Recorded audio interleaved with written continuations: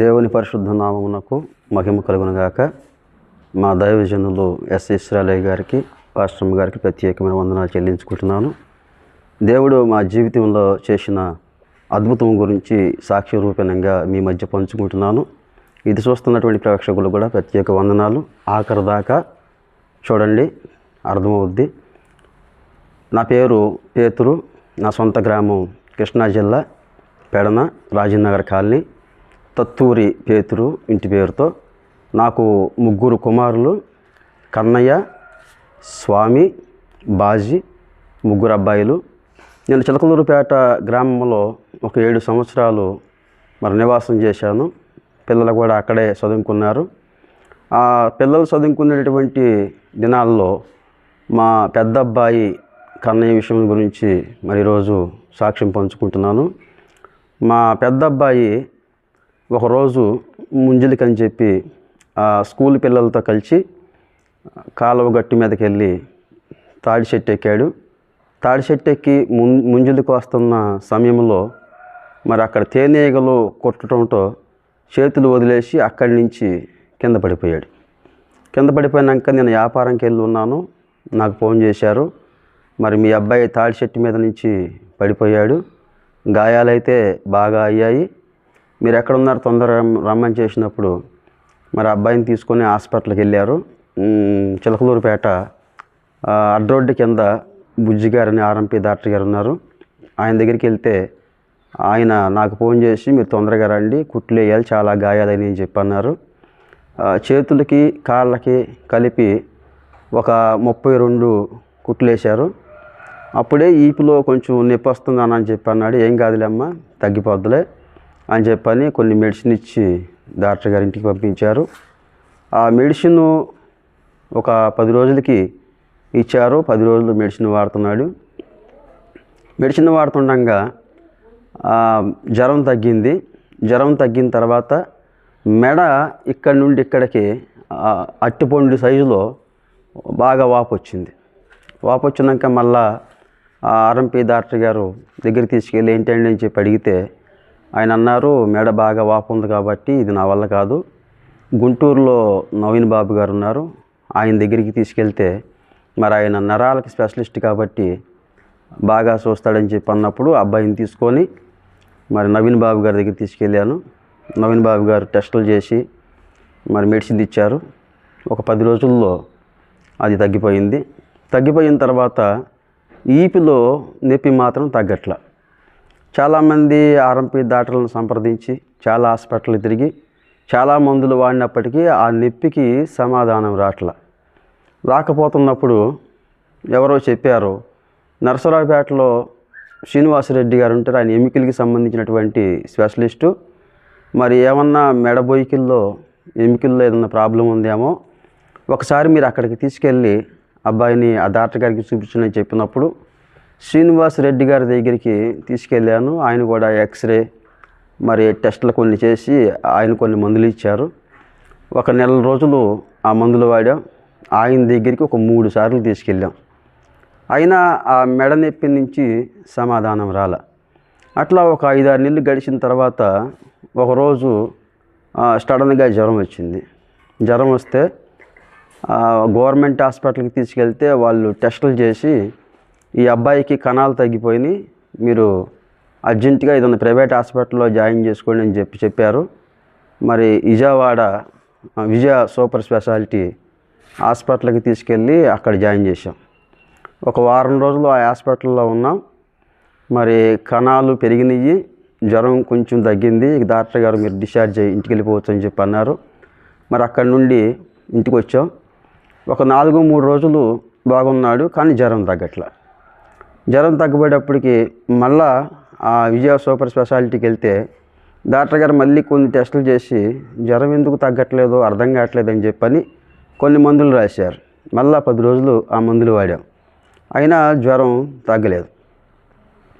అట్లా కొద్ది రోజులు గడిచిన తర్వాత ఎవరో చెప్పారు, చిలకలూరుపేటలో ఏరశంకర్రావు గారు ఉన్నారు, ఆయన బాగా చూస్తారు, ఆయన దగ్గరికి తీసుకెళ్తే అసలు ప్రాబ్లం ఏంటో కనిపెడతారని చెప్పినప్పుడు చిలకలూరుపేట ఏరశంకర్రావు గారి హాస్పిటల్కి తీసుకెళ్ళి పరిస్థితి మొత్తం చెప్పాను.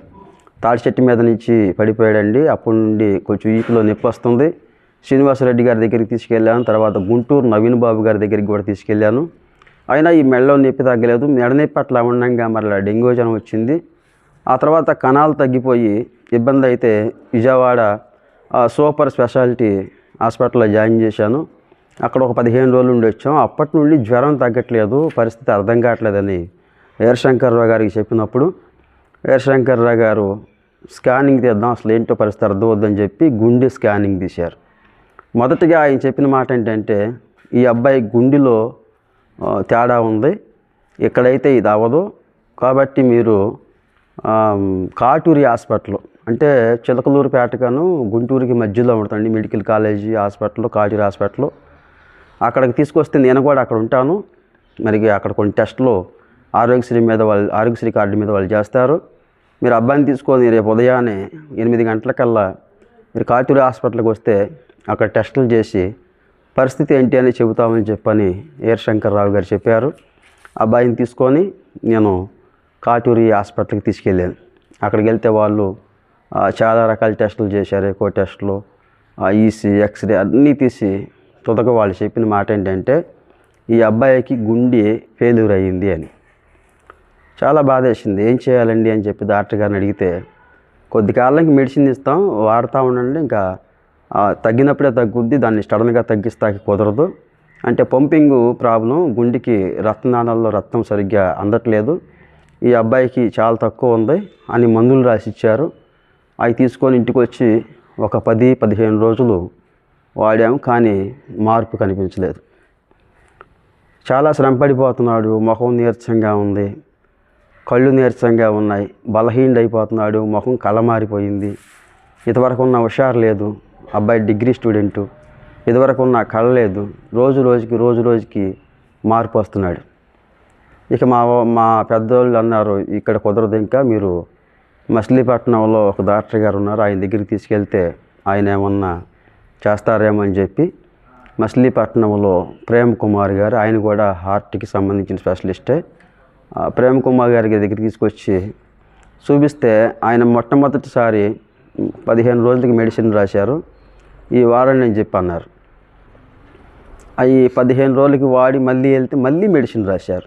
అట్లా ఆయన దగ్గర కూడా ఒక 5-6 నెలలు మెడిసిన్ వాడటం జరిగింది. కానీ ఉన్నటువంటి తేడాకి సమాధానం లేదు, ఏమాత్రం స్వస్థత కనిపించట్లేదు, మార్పు రావట్లే. ఎన్ని మందులు వాడినా, ఎన్ని డబ్బులు ఖర్చు పెట్టినా, ఎన్ని చోట్లకి తిరిగినా అదే పరిస్థితి. మరి వేరే ఒకరు చెప్పారు, ఇక్కడ కూడా కాదు, ఏలూరు ఆర్సీఎం హాస్పిటల్ ఒకటి ఉంది, ఆశ్రమం హాస్పిటల్, అక్కడ తీసుకెళ్తే ఫీజులు తక్కువ, టెస్టులు డబ్బులు కూడా తక్కువ అవుతాయి, తీసుకెళ్ళని నేను చెబితే ఏలూరు కూడా తీసుకెళ్ళి చూపిస్తే వాళ్ళు కూడా స్కానింగ్ అయి తీసి వాళ్ళు మెడిసిన్ ఇచ్చారు. ప్రేమ్ కుమార్ గారి దగ్గరికి కనీసం ఒక 5, 6, 7 సార్లు తీసుకెళ్ళాం. ఆ తర్వాత ఏలూరు ఆశ్రమం హాస్పిటల్కి 3 సార్లు తీసుకెళ్ళాం. మళ్ళీ ఇంటికి తీసుకొచ్చిన తర్వాత మందులు వాడుతున్నాడు కానీ స్వస్థత రావట్లే. కన్స్ట్రక్షన్గా టాబ్లెట్లు అన్నీ వేసుకుంటున్నాడు. డాక్టర్లు ఏమైతే పెట్టమన్నారో ప్రతి ఆహార పదార్థాలు క్రమంగా ఇస్తున్నాం, కానీ మార్పు రావట్లే. ఎన్ని మందులు వాడినా స్వస్థత అనేది కనిపించట్లే. ఒకరోజు కొంచెం బలహీనంగా ఉంటే ఇక ఆ రోజు బాధ కలిగి ఇన్ని మందులు వాడుతున్నా స్వస్థత రావట్లేదు, అసలు డాక్టర్లు ఏం చేస్తున్నారని చెప్పి ప్రేమ్ కుమార్ గారి దగ్గరికి మళ్ళీ తీసుకెళ్ళామండి. ఇన్ని రోజుల నుంచి మందులు వాడుతున్నాం కదా, మరి ఎన్ని మెడిసిన్ మింగినా స్వస్థత కొంచెం కూడా రావట్లేదు, అసలు ఏంటి ఈ పరిస్థితి అని చెప్పంటే ఆయన తేల్చి చెప్పేశారు. ఏమన్నారంటే, ఎండిపోతున్న చెట్టుకి ఎన్ని నీళ్ళు పోసినా అది బతకడం కష్టం అని.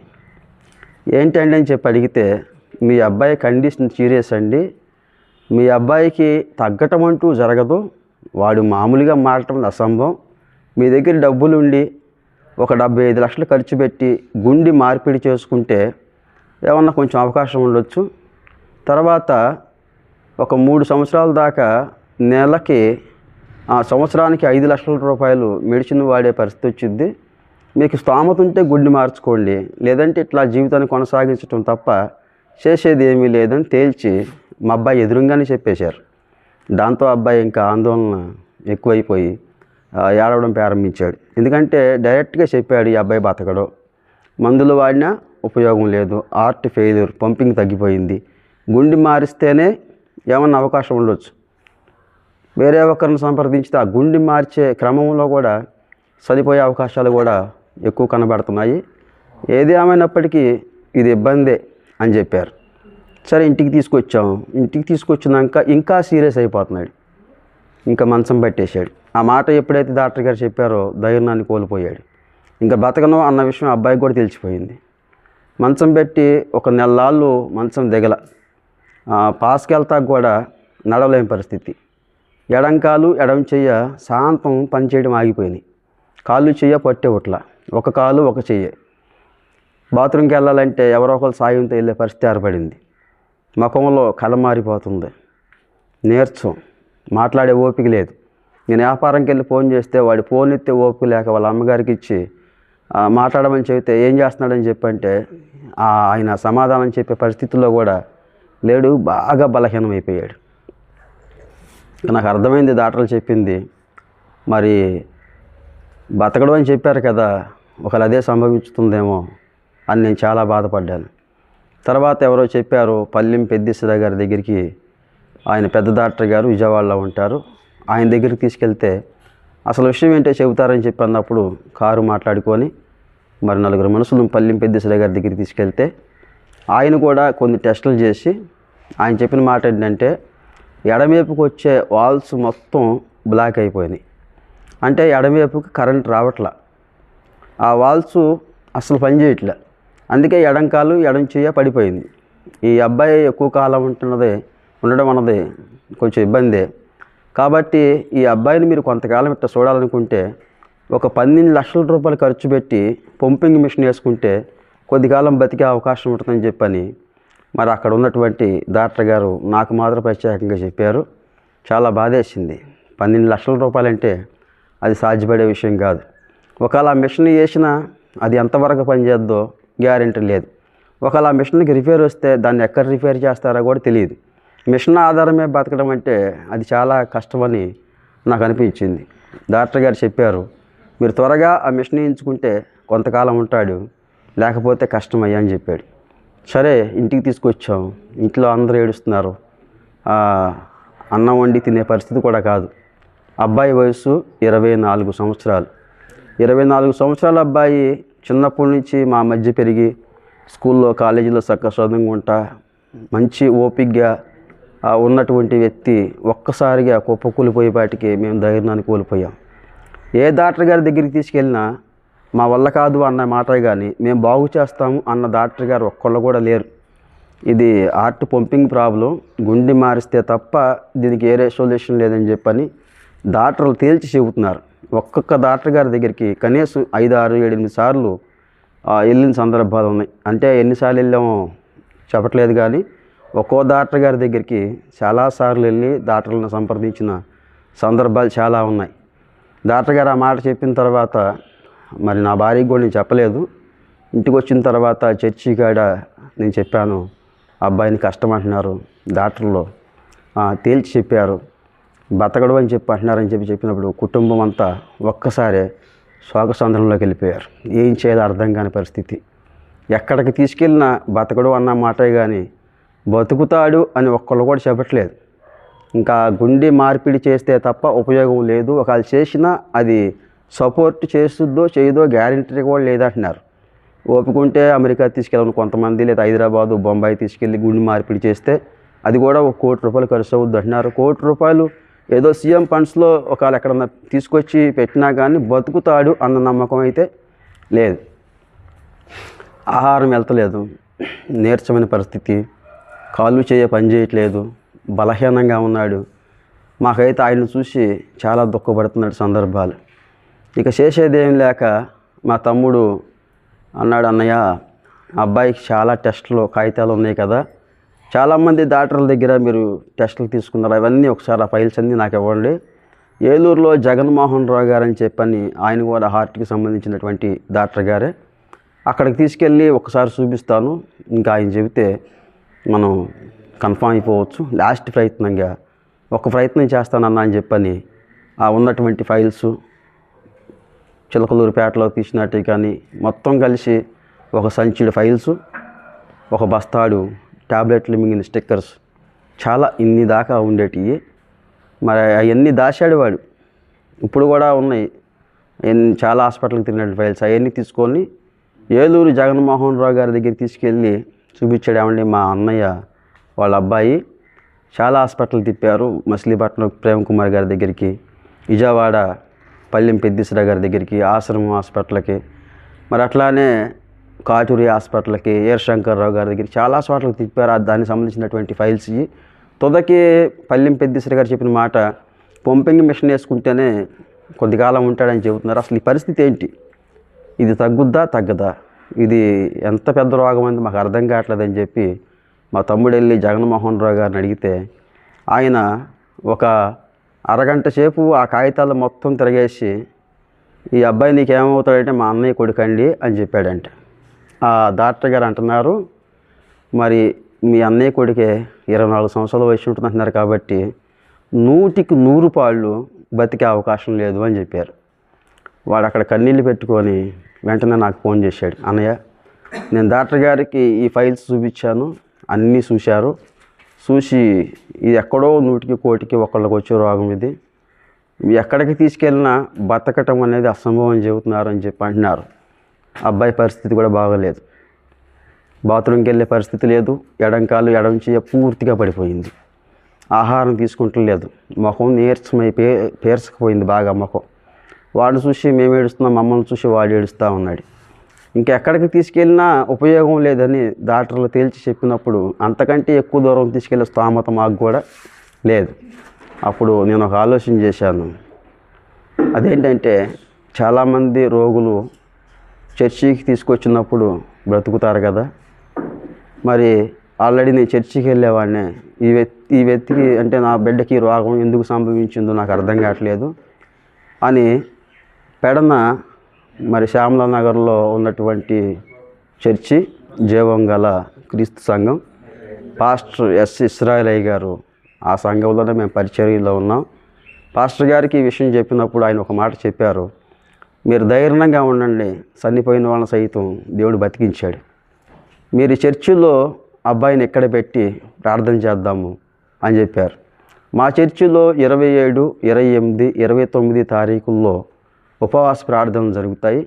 అంటే ఇట్లాంటి సంఘటనలు గతంలో చాలా జరిగినాయి అంట. చాలామంది బతికారు.